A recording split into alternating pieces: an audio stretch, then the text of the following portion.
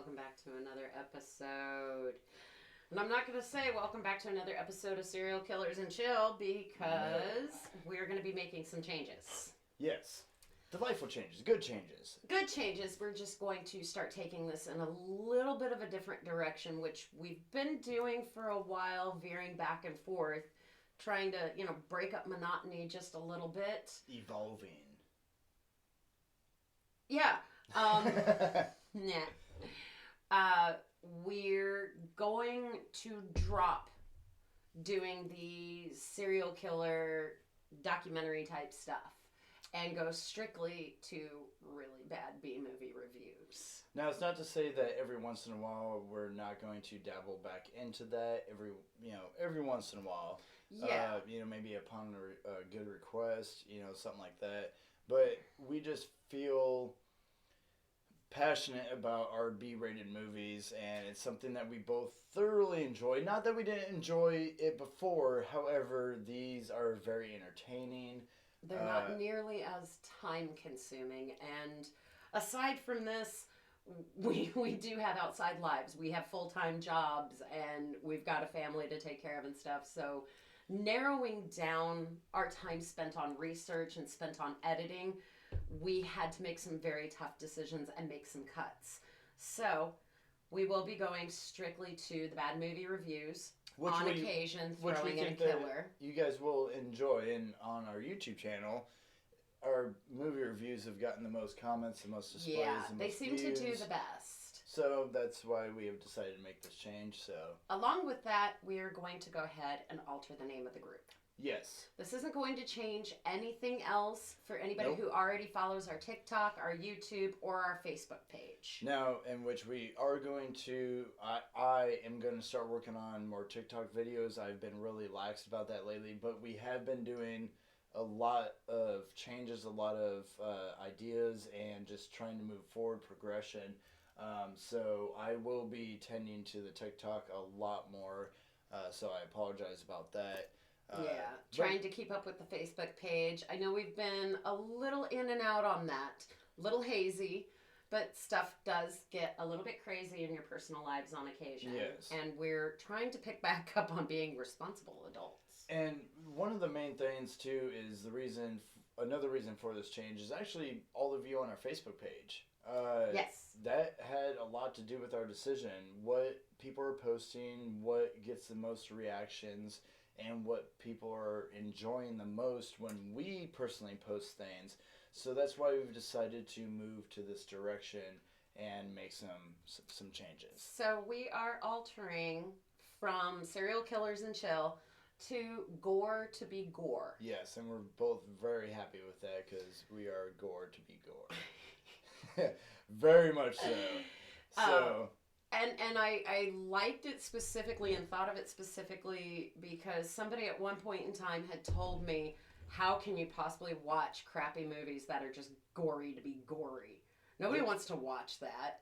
And it stood out so vividly in the back of my mind that there are people out there who do watch a movie specifically just to see the gore. And some of the special effects of how gore is done, it's beautiful.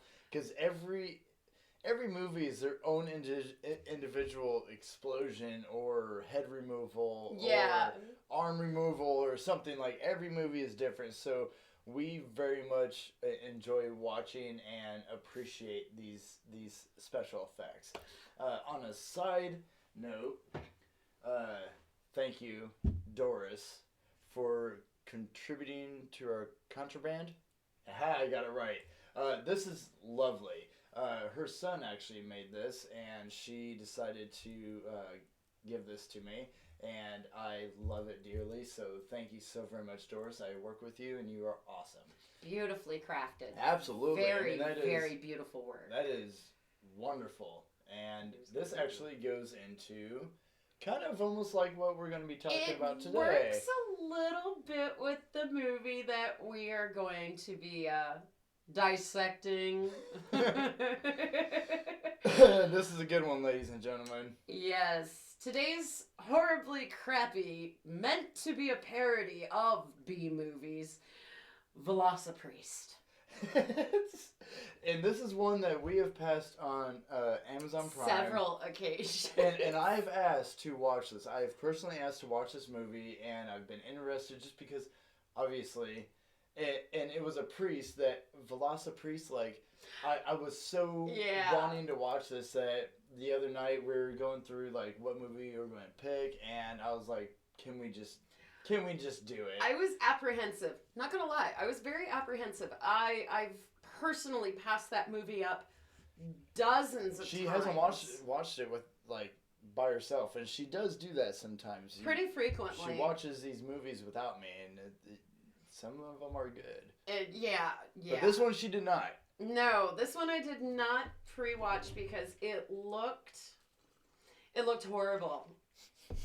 It did. It looked absolutely the title atrocious. Image is you got the priest. Then you have ninjas. Yes. And then you have a giant velociraptor in the background. Now, the movie poster looks really cool. It looks cool. Like, the priest almost has, like, a zombie kind of look they gave to him this... Yeah, I got so, a different vibe looking at the movie poster versus actually watching the movie. And I actually thought that there was going to be zombies in the movie because of the movie poster. Like, he looks like a zombie. Yeah. And so that's... I was mainly... Might have been a little cooler if you had put some zombies in. You had ninjas, so... Why not? Yes. And speaking of that, yes. So, the beginning of this movie starts off with this priest, giving his tale. He's providing a sermon to his flock of sheep. Now, what's funny, though, is that they're going through the altars, like, on the side. You can't really see into the altars, but you see, like, one person. And he goes to the end and he goes, Amen. And it's like two people say amen. Two voices in the entire church. we could feel that enthusiasm. And I even was like, was there only like two people there? Like it was so awesome. It was really, really horrific. And so he steps outside, to which you see these two people talking, and he goes, Mom, Dad. And it's really like that. He goes, Mom, Dad. And the dad's like, oh, yeah. From across the street. And then, I'm going to let you...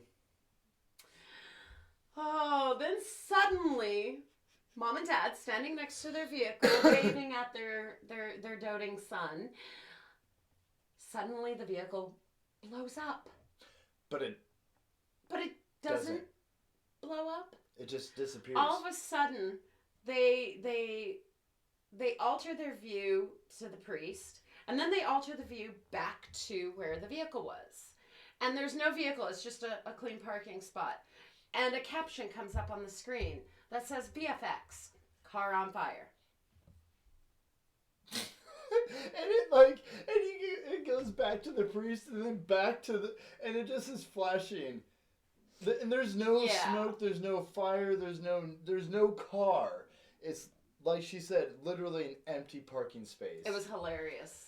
That got our attention. Yeah, that right there. Immediately. That was the immediate, okay, this is gonna suck. We're picking up what you're putting down right now. Shortly after the death of his parents, of course, he has a very difficult time adjusting and accepting. His grieving doesn't quite come to an end. So talking to his other brother, and he was talking to another priest. Yes, that basically taught him his ways of brotherhood. And what was it he said to him? Go somewhere where there is no God. Yeah, go somewhere where you think there will be no God, and if God is there, then you know that it is the right thing for you to do. So guess where he picks? He drove to China. Drove. Let that sink in. Drove to China.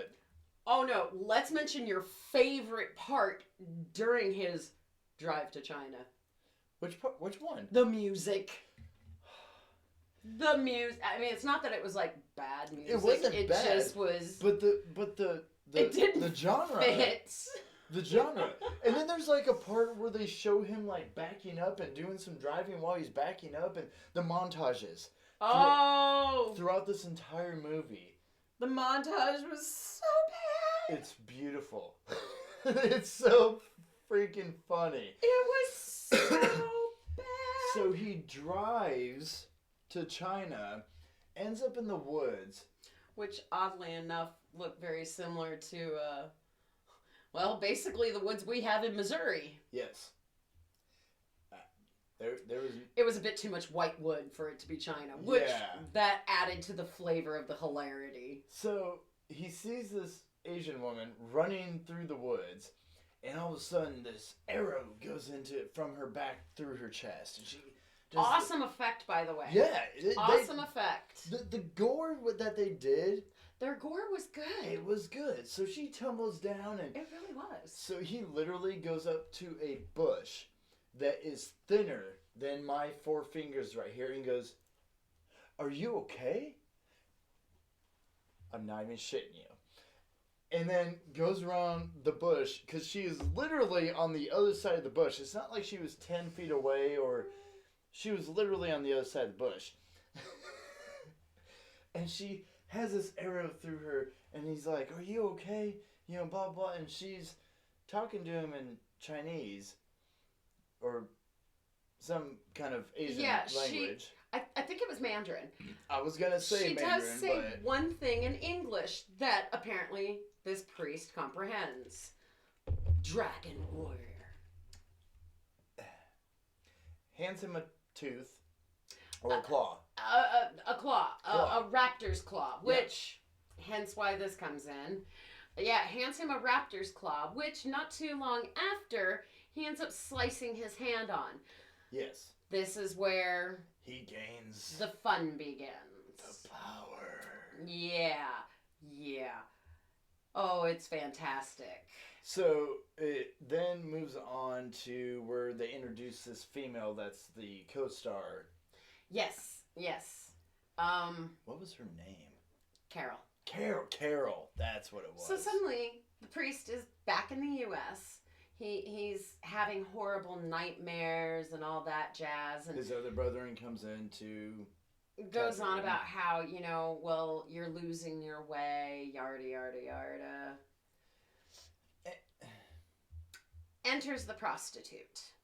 So she is a prostitute, and her pimp is... Frankie Mermaid. Because he's swimming in bitches. These puns continue throughout the movie, particularly where Frankie Mermaid is included. Now, he doesn't last long. No, he's not in the movie for very long, but he is an amusing character. Oh, absolutely. For the time he takes he's his there. cap off, and he's got like hard comb over. 4 strands of hair that are going over. Think Homer Simpson, and then long Gallagher. It's crazy. So the pimp apparently needs to go and confess his sins, in which happens to be our Velocipriest. Yes, the priest happens to be on the other side, and I'll be honest, as somebody who has been in confession boxes, these were the roomiest, most comfortable looking confession boxes I've ever seen. They're very comfy. I'm sorry, they're extremely claustrophobic in real life. Oh, they're tiny. They're like, very claustrophobic. They're like little caskets, which, I mean, caskets would be alright, but... Anyways. Oh no. At this point in time, the priest has already transformed once before. Yes. He suddenly wakes up in a massive amount of pain and angst and goes running down the streets. And suddenly it's evening and it's dark and the priest is still freaking running around. Well, he comes into contact with said prostitute, Carol. Carol is running in the park. Or doing her tricks in the park. She's turning tricks. There is a gentleman, I use that word loosely, who comes up to her to basically rob her. He's got a gun and all sorts of jazz. He's threatening her life. And in comes Velocipriest. That tackles this dude, and from the angle would look like he's ripping his entire bottom out. However, dude ends up standing back up somehow. And after he shot like 12 rounds at this Velocipriest, and then continues to fire like 2 more rounds, and then his head comes off. he gets his block knocked off. It shows the girl being knocked down from fear. And then... the head rolling in the background. That's a mannequin head. You can clearly see that it's a mannequin head. And... very similar to that of the ones that would be in a beautician's class. Yes. Yes. Only missing all the hair. Except for the eyebrows. It was really bad. Except for the eyebrows. It was so bad. They taped on bushy eyebrows. Yeah, they're super bushy. It's so funny. You will see this mannequin head again later in the movie. And where they purposely show that it's a mannequin, it's super funny. They have no shame of it. They No. want you to see this is a mannequin head. Like old school J.C. Penney's. Yes. Stop looking at me, creepy mannequin head. And so the guy has his head gone and blood is spraying up on the raptor, and it literally is like 30 seconds of the raptor just sitting there roaring with blood getting sprayed on him. And then it cuts. Next morning, all of a sudden you have your priest sitting up in a strange bed, and much like werewolf changes, remembers nothing. There are weird camera zooms. Oh, the camera zooms were hilarious. And the story is relayed by Carol to him, telling him, well, you turned into a dinosaur. Which he thought that they were talking about, like, they had sex last night because he couldn't remember anything. So he's like, oh, I'm a priest. This could never happen again. That was funny. Yeah, she's talking about him turning into a dinosaur. He thinks they're talking about having sex. And the whole thing is hilarious. And it just zooms in and out on his face. So many bizarre... It was almost like dizzying. Oh, some parts were, yeah. Oh, it really was. So he asks her, show me where this was. Show me this body. Do you have anything I can borrow to wear? Because here he is in his birthday suit. She gives him a itty-bitty orange tunic. Tight sweater-like tunic that comes just below his junk. Let's just say the bulge, my dearies, was none too impressive. It was fucking hilarious. Yeah. One bleep. Crumbs. After that is when the confession happens. And during the confession, the pimp, Frankie Mermaid, points out that his most recent killing was that of two people. He blew up their car. Well, the priest just, loses his wonkers. Goes in with these rubber claw things because he can't slip on rubber hands. He can choose what form of what part of his body forms into this Velociraptor thing. It's bizarre. Goes in and cuts Frankie Mermaid's throat. Yeah. In which the gore, the cuts that they did were hilarious. They were really well done. Oh yeah. Compared to the rest of the movie. And now the priest confesses to his personal Mary Magdalene, the prostitute, that he just killed somebody in the confession and fessed up as to who it was. And it turns out that's her pimp. So she gives him this big thank you. They go into the conversation of, we're going to become vigilantes for God. The priest is totally against it in the beginning. Then he comes back and he's like, I can still be a priest, right? If we do this, it's for the good of justice, for God. There is a very awkward moment of silence between the two of them where they just stare at each other. Let's do it. Very awkward. I can't do it. It's weird. I can't. It's like the old school, like, yeah. They do this cheesy 1980s, PG-13 type movie. Ha ha! Awesome. So horrible. It made me laugh so hard. Oh my god. Now let's add into it one of the funnier portions. Everybody here has more than likely been to a costume shop, particularly a spirit shop.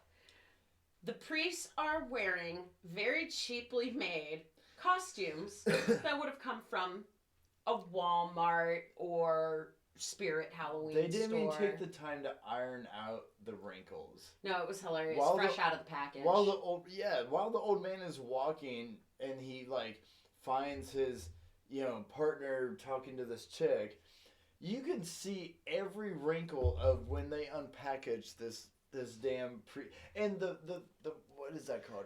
The collar. I can't remember the actual name. It's cloth that's attached at the collar thing. It's it's not a separate piece like it would be in real life. It's so bad. Cloth that's sewn together. That character, I actually kind of liked a little bit. The old man? Not only does he crack a very vague racist joke. Oh, yeah. He also ends up cracking a traditional priest joke. You know, the whole little boy thing. So I can only assume these were Catholic priests. It was like... I'm not going to go in detail with it because I really honestly don't want to offend anybody with it. I really don't. It's funny the way that it's the innuendo. Innuendo. Or innuendo. Yeah. You're like, wait, did he just really say that? Like... Yeah. Super funny. So, one of my favorite parts, I'm going to fast forward here quite a bit. Again, bringing back in the ninjas. Okay. The priest is now sleeping with the said prostitute. Ninjas come into their studio apartment, literally the bedroom that's smaller than our little recording studio here, and they all do kung fu fighting and kick the ninjas' asses because they both all of a sudden, and the chick ends... Yeah, that was hard to say. The chick at the end does this like down on the ground and like looks up at the priest. Yeah, like, kind of like the hero stance. Oh, it was so good. It was perfectly timed. It was perfectly timed. Then fast forwarding to the ninja camp, you have the white kid that wears this mask thing. Yeah, cloth very mask. Very looks like a pillow. COVID. It looks like a pillow thing wrapped around his head. Yeah, it did, didn't it? And he's the only one wearing it. Nobody else is wearing a mask. He's the only one. And their sensei speaks in Mandarin or Chinese Asian the entire time. But this white kid... Everybody understands what he's saying, but nobody speaks Mandarin back. Even the Americans later on in the movie that go and talk to this dude, he speaks to them in that language, and they understand him and speak to him back in English. It's not the best part though. Hitler stash. He's got a full line, soul Hitler thing going on. Well, this came to the little Fu Manchu point. But there was the Hitler stash. Yeah, but there was no aged elderly thing. No, it was just cut off. It was hilarious. So, end fight. Oh, the final showdown. You finally get to see the full raptor. It resembles a T-Rex made from latex for a kid's science report. And there's a weird hump on the back of it. That's where you see the head. So it's like if you were to pull a blanket up and you could see your head. Yeah. And then the T-Rexy head comes off and it kind of flops. And there's no raptor claw. There's no raptor to it. There's no raptor at all. It's not raptorish at all. It's the same size and it's huge. And so these ninjas are fighting this raptor. And the one part that I'm going to mention... His favorite part. Is that the raptor goes to grab the arm of one of the ninjas. And it goes to rip its arm off. And you clearly see in the raptor's mouth another hand grabbing onto this prosthetic hand and lashing it about. Pulling it into the mouth of the T-Rex Velociraptor thingy. You actually see a human hand come out and just, I'm going to grab that and take that. And take it back in and then thrash it around and then throw it. It's so good. It was hilarious. Oh, overall, it was corny. It was poorly filmed. There was really bad acting, horrid punchlines. It was laughable. It was everything that the parody of a B movie should have. And it hit every note perfectly. It was great.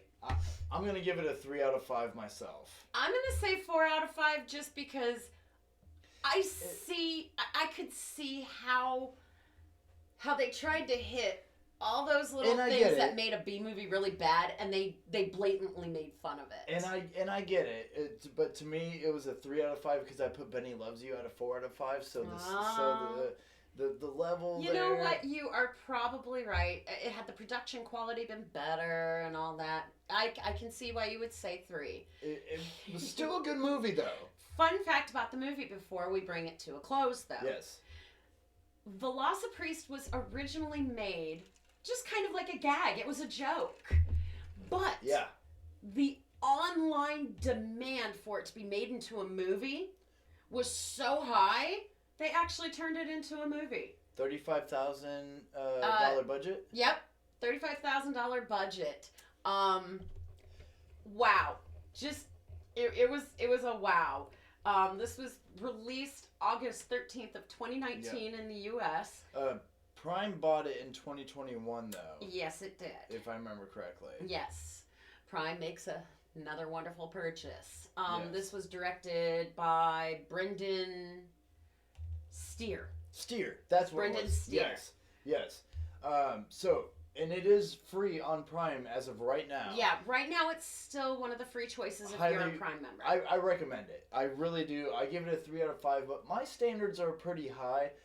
But I give it a 3 out of 5 because it is a great B-rated movie. Sex, violence, ninjas, dinosaurs. All mixed together. Absolutely fantastic. I would definitely rewatch it. Absolutely. Drunk. Thank you guys for joining us on Gore to be Gore. That's so weird. It feels is. weird. It is. I had to think about it for a second. It really does. In the commentary, let us know what you think of the changes. Maybe give us some ideas of really crappy movies we could Absolutely. do future reviews on. Absolutely. And once again, thank you so much for sticking with us through this. And I promise we'll get the little adaptations out of the way so that we can keep moving forward. Absolutely. Thank you guys. Appreciate you. Yes, thank you. And every single one of you have absolutely pleasant nightmares.